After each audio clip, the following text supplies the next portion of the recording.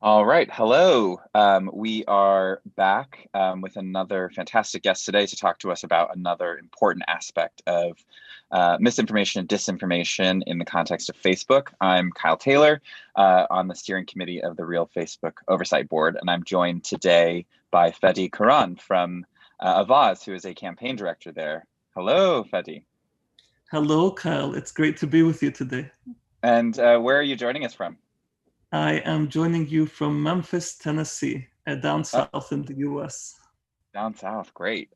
If can you just give us a little brief overview of what you do at Avaz, and then we'll sort of move into the nuts and bolts. Yeah, of course. At Avaaz, we have this large anti-disinformation effort. Avaaz is a global movement that's crowdfunded by over 65 million members around the world. And we campaign on things ranging from human rights to climate change to immigrant rights, a broad range of issues. But in the last 4 years, particularly, we realized that none of the issues we care about, none of the change we're seeking in the world is going to be possible if people and politics are flooded with disinformation. So we built a team of over 40 investigators, and currently our main focus is how do we shield American voters from disinformation and from content that seeks to glorify and celebrate violence and create chaos in these elections. So that's currently the main focus of what we're doing. And when we say disinformation and misinformation, can you just define those a little bit more clearly as to what they are? Yeah, definitely. I think the shortest definition of misinformation or disinformation is false and misleading content that seeks to achieve public harm. And so, for example, if a lie is spread, let's say in the state where I'm in Tennessee, that Black Lives Matter protesters are about to assassinate white communities in the suburbs, and people believe that and go out with guns in the protests, then that's disinformation. If there are false claims about politicians ahead of an election, claiming that a certain politician is a pedophile, or other types of claims that we've seen ahead of the 2016 election, and that changes voting patterns, that's also disinformation. It could be health related. It's disinformation and misinformation are very broad, but yeah, it's false and misleading claims that seek to cause public harm to So normal people. lies, lies. Lies, basically. Yeah. Okay. Well, what have you been seeing in the last year? Did you want to just sort of talk us through the trends and sort of how we've gotten to where we are now, 3 weeks out of the election? Yeah, definitely. So I'm going to share my screen so that we can kind of tell a story to listeners, because I feel like storytelling will allow a clearer view. Let me know, Kyle. Do you see my screen? Yep. Yep. We can see it. So the story I want to tell, just looking at the last year, is about how misinformation has been spreading, particularly as relates to the US 2020 election context. So let's start with 1 second. It's refusing. There we go. Now let's start with looking So back. this Oh, November 2019, right? yeah.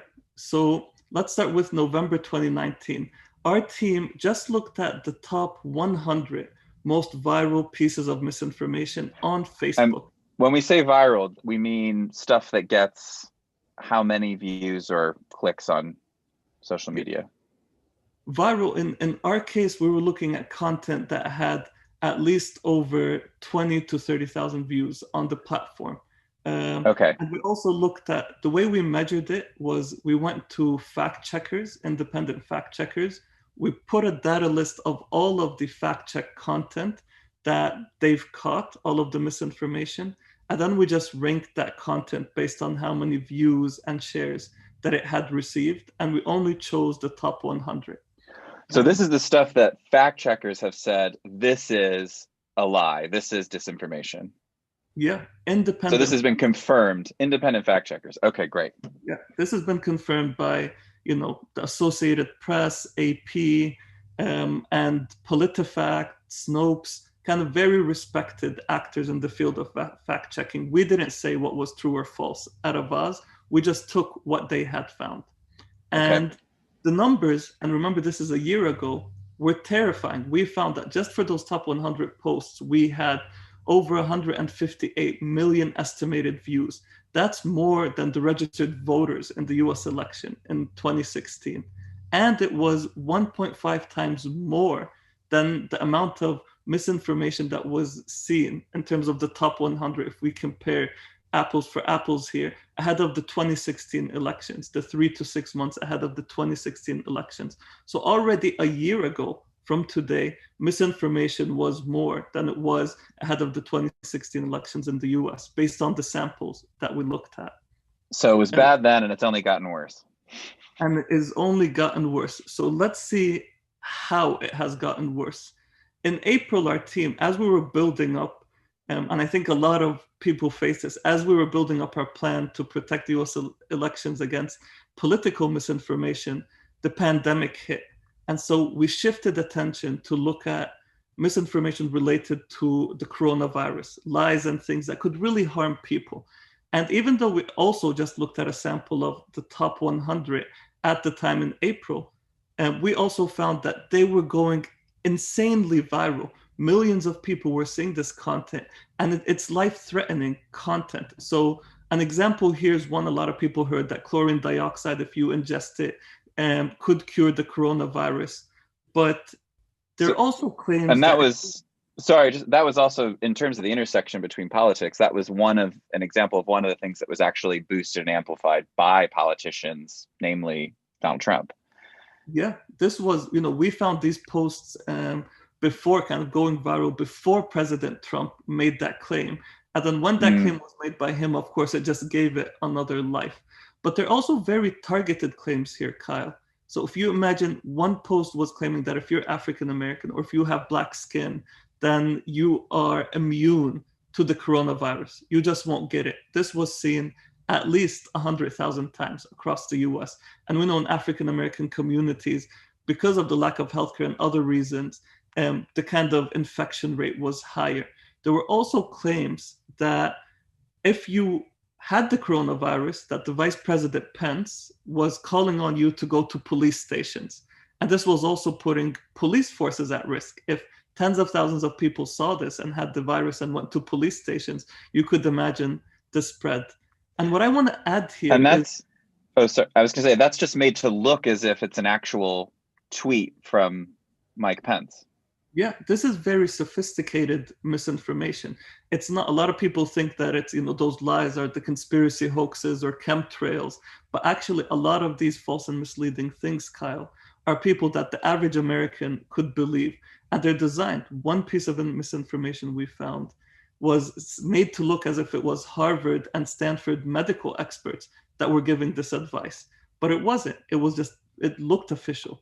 And the one last point to add on this, Kyle, is that we've been speaking with thousands of doctors across the US and the world. And one thing that really broke my heart was a doctor in New York at the height of the pandemic that told me, we want to be, Duncan Morrow's his name, and he told me, I want to be saving lives, but I'm spending too much of my time fighting lies because of what patients that are coming to my office are seeing on Facebook.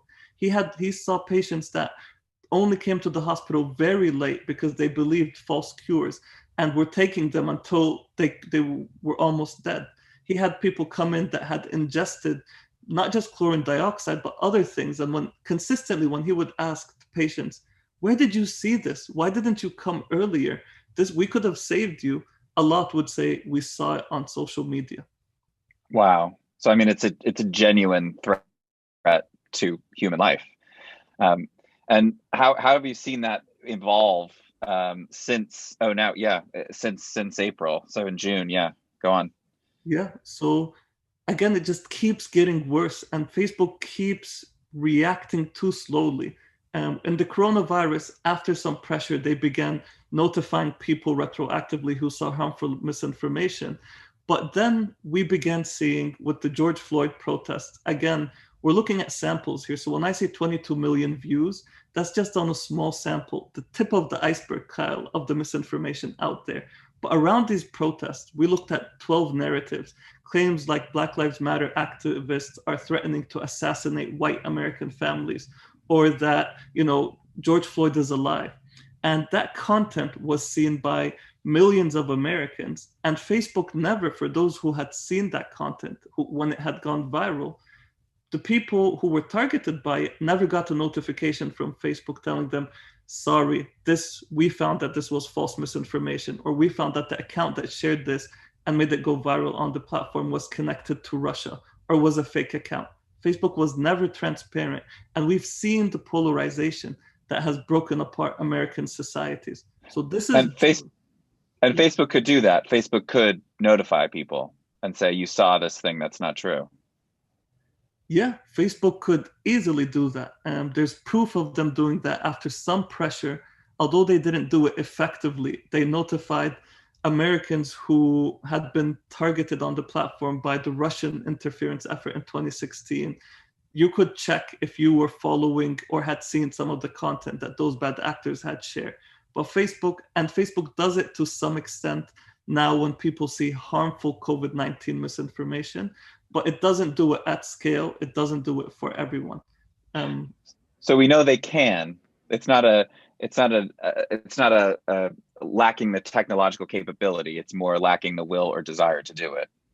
Yeah, it's lacking the political courage. And I would also argue the moral courage to take a step. And Facebook consistently talks about it wanting to provide more information, that more information is better for users. There's a question if more information is better for users in terms of flooding people with misinformation. But offering people fact checks, that's something that gives people more information and allows them to make a choice about whether or not they believe this content. So even goes with the values that Mark Zuckerberg claims to stand for, yet he doesn't do it. And it's, look at these examples on the screen here, if the people are listening, Kyle. One example here says it's a fake claim that claims to be from the Black Lives Matter movement. And it says, we will be assassinating white families until justice is served. And we're attacking their neighborhoods. In my neighborhood here, near Memphis, Tennessee, I actually had people in my community, good people, who sell similar content and decided to go buy guns, decided to walk around their neighborhoods in the streets with guns as the protests were happening in the area, because they were terrified and they thought that this movement, which is seeking basic rights, civil rights for African Americans, it's seeking to end violence and police brutality. They assumed this movement was coming to attack them and kill them. And you can imagine just the type of fear and division that creates in a society. And because guns are more allowed in the US than anywhere else, the type of violence that can lead to death happens. And we saw it happen. Maybe to kind of end here though, before going to that, I just want to say, and this is the most important thing for users, my goal here is not to terrify you or make it seem like this problem is unsolvable and this information is going to define our lives. This information can be significantly reduced by social media platforms, by Facebook, in this case, who we're speaking about, if they just decide to do so. For example, one of our studies showed that 82 super spreaders, pages and websites that focus on sharing misinformation at scale, systematically, not your uncle who may accidentally share one post, but pages that do so consistently. So pages basically that are set up to do this. That are set up to do this, that have a profit motive. Some of these pages will tell you, will say, for example, don't take vaccines, come and buy my special herb mixture because that will protect you against polio and AIDS and whatever. So pages that have a motivation like that, or who seek to cause political or like just harm to individuals for whatever reason, because this content may increase their virality. And so give these pages more followers. So they have an interest to share it, to build up their follower bases. And so, right, so there's a motive, a profit motive, a self-interest. There's a profit motive created by Facebook's algorithm. If Facebook's algorithm was designed in a different way, the kind of motive that these actors had to share, that some of these actors, it's not, they're different. But at least if Facebook changed its algorithm, it could serve public health instead of harming it. Currently, that's not the case. And this means that just these kind of super spreaders, these actors, have amassed 3.8 billion views.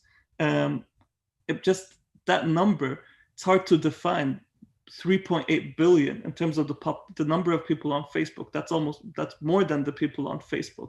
And you can imagine people seeing this stuff repeated again and again. So it's 3.8 billion times that this information from just 82 super spreader accounts on Facebook. Yeah, from a number of super spreader accounts on Facebook. And it really just brings to life like how easily this stuff is transmitted. Sorry to use another health-related metaphor, but is transmitted through social media and how quickly it can happen, because that's just in the month of August. No, sorry. So, to give context, this is actually within a year. So this is from August 2019 to the August this year. And it's kind of views on these pages that we're talking about. Because Facebook, we've consistently asked Facebook, please give us a number in terms of how many people have exactly seen misinformation on your platform. So far, Facebook is refusing to provide that number. So this is an estimate based on the number of people that have visited those pages and websites. And this is another important thing. This is why the real Facebook Oversight Board is needed and regulation is needed. We need to know those numbers. This is also, Kyle, just looking at 5 countries. We're not talking about globally. This doesn't include India. This doesn't include Brazil. This doesn't include Indonesia. This just includes 5 countries, mainly Western countries, and Germany, the US, Spain, the UK. So this is not everyone. Yeah, I mean, just 5 countries. It's absolutely incredible, because you think the population of those countries that you've just listed maybe reaches close to 1 billion or not even. So you're looking at least like potentially 4 views per person in every country. Now I wanted to move to the sort of what we're seeing in the next 3 weeks. If we wanted to touch on Kenosha, and then we'll stop the screen share and just chat about the next 3 weeks. Yeah, so I'll go quickly here. Pages glorifying violence after the Kenosha incident. We found that the pages that systematically are calling for more violence had 22 million followers on these pages and groups. We gave that to Facebook. So far, Facebook's actions have been too slow, but they've taken about 11 of them down. Again, going through quickly, we found super PACs sharing. And what's a super PAC, just for anyone who's not sure? So super PACs are basically these entities in the US that support politicians. They may not be directly, at least legally, connected and working with a kind of presidential candidate, for example, or a politician, but they can collect a lot of money and basically seek to help that politician through ads and other means. So they're just private entities that pursue political gains. One of them is, at least a bunch of them, but one of them here that I want to mention has been sharing misinformation, paying Facebook tens of thousands of dollars to micro-target misinformation at American swing voters. At American voters in swing states. These are the few states that define, the elections in the U.S. because of the electoral system in this country. So Florida, Ohio, Pennsylvania, Wisconsin, Michigan, states like that. Exactly. And so we found that they had reached 10 million impressions. We shared it with Facebook. Facebook took about 160 of the over 400 ads that we told them were sharing misinformation. Within a few days, the same super PAC again shared 170 new ads spreading misinformation that had reached 5 more million US voters, micro-targeted to on the platform. Facebook's policy says this is not allowed. If you do this more than once, we'll prevent you from advertising. Yet this super PAC is planning to spend $22 million at least on the platform within the next few weeks. Facebook still hasn't banned them. So Facebook is not even applying its own policies. That's the worst thing. Facebook is not doing what's needed, but it's not even applying its own policies when it comes to this problem. So we'll so actually I think that's enough with the screen share for now. Oh, did you want to I wanted to just come to that last thing you were discussing, but let's stop the screen share now and just chat. We can come back to to this for sure. Because I wanted to pick up that point. I think it's a really, really important one. So you're saying that let's see how we, yeah, there we go. Great. So you're saying that you did Facebook's job for them. You gave them 160 examples of ads from super PACs, which are these groups that are existing to support candidates with private money. You said these are all, misinformation, disinformation. They accepted that as true, and they still let them run another at least 170 ads. Yes, we gave Facebook over 500 ads, not 160. Facebook removed 160. They tell us the rest are in review. And yet in that same period, the bad actors put 170 new ads in place. So it's again, the danger here is these are micro-targeted ads, right? Kara and other members of the real oversight board have kind of broken the story about how much data Facebook has about users, how Cambridge Analytica used that data to micro-target people based on their exact preferences. And this is what these super PACs are doing. So it's not just sharing misinformation, they're targeting people with misinformation that they know could shift how they vote in this election. And that's dangerous. Really dangerous. Now we're looking at 3 weeks to election day. What for you is the biggest, risk right now? Because we're moving into this stage where we're seeing Trump suggesting people be poll watchers and telling white supremacist groups to stand back and stand by. And we talk about COVID as public health and a risk to people's lives. Are you seeing the same thing in the run up to the election where there's a potential risk to people's lives? Yes, there's a huge risk. That's one of the scenarios that none of us, wants to happen. But based on what we're seeing on the platform, the spread of misinformation at scale by these systematic actors that are making claims of a coup, of a stolen election, the content that glorifies violence makes it very likely that what happened in Kenosha, Wisconsin, where guns based on an event on Facebook and it led to 2 people being killed there, that could happen again around the election. There are also calls for poll watchers and people with guns to come and monitor polling stations. And so if you're a bad actor, and we've seen this in other countries such as in the Middle East, this type of instigation to violence and lies, all you need to do is to have one person who snaps, one person who fires a gun, and it could lead to complete chaos. And Facebook is the fertile ground, with other social media platforms, but mainly Facebook is the fertile ground where that chaos is being sown. And Facebook could stop that. Let me just emphasize this point, Kyle. We've identified pages and groups that have systematically shared this content. Facebook could reduce their reach by up to 80 to 90%, meaning that 80 to 90% less Americans see content from these pages that are pushing this type of violence and these types of lies.